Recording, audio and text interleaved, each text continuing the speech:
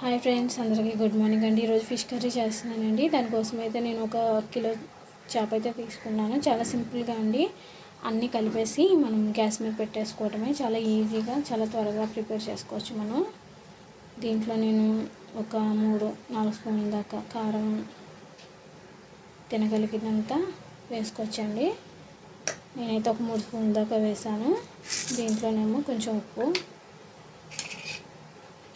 ఒక 6 పచ్చిమిర్చి అయితే తీసుకున్నాను. ఒక 2 టమాటాలు అండి, చిన్న సైజు టమాటాలు.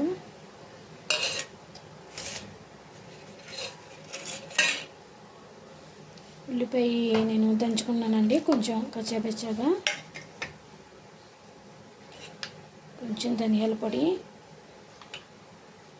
ఒకసారి మొత్తం అంతా కూడా చేపలకి కలిసేంత వరకు కూడా మనం ఒకసారి అయితే కలుపుకున్నామండి.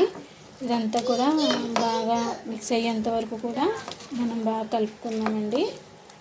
టేస్ట్ కోసం మొత్తం అంతా కూడా కలిసేలాగా కలుపుకుందాం. ఓకే అండి, ఇదిగోండి చూసారా, మొత్తం అంతా కూడా ఫిష్కి నేను వేసిన ఇంగ్రీడియంట్స్ అన్నీ కూడా బాగా కలిసేంత వరకు కలిపేసుకున్నానండి. ఇప్పుడు దీంట్లో నేను ఆయిల్ ఎక్కువనే పడుతుంది కాబట్టి నేను కొంచెం వేస్తున్నానండి. ఒక 6-7 స్పూన్ల దాకా ఒక చిన్న గిన్నె తీసుకుంటున్నాను. తర్వాత దీంట్లోనూ చింతపండు పులుసు వేస్తున్నానండి. చింతపండు పులుసు కొంచెం వాటర్ మిక్స్ చేసానండి దీంట్లోనే. చింతపండు అంటే 1 కిలో కదండి, నేను ఒక ఉల్లిపాయ సైజ్ అంత చింతపండు తీసుకొని ఆ రసాన్ని అయితే పిండేసుకొని పక్కన పెట్టానండి. ఇది కూడా మనం దీంట్లో కలిపేసుకుందాం.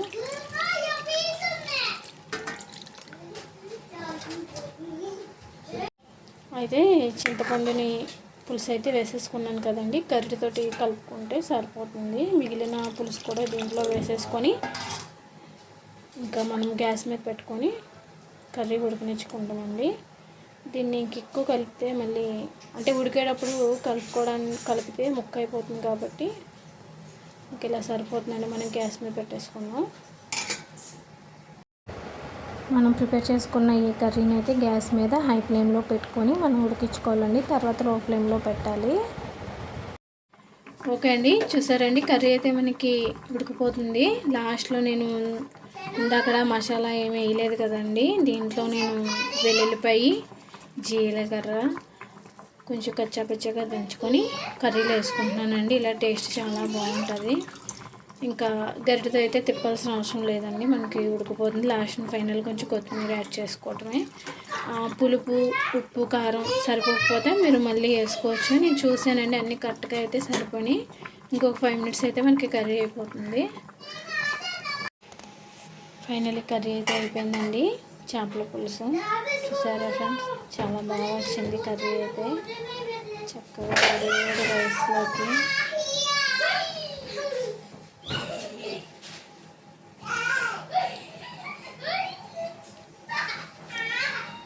ఓకే ఫ్రెండ్స్, కర్రీ అయితే ఎలా ఉందో కామెంట్ చేయండి, లైక్ చేయండి, సబ్స్క్రైబ్ చేయండి. Bye friends.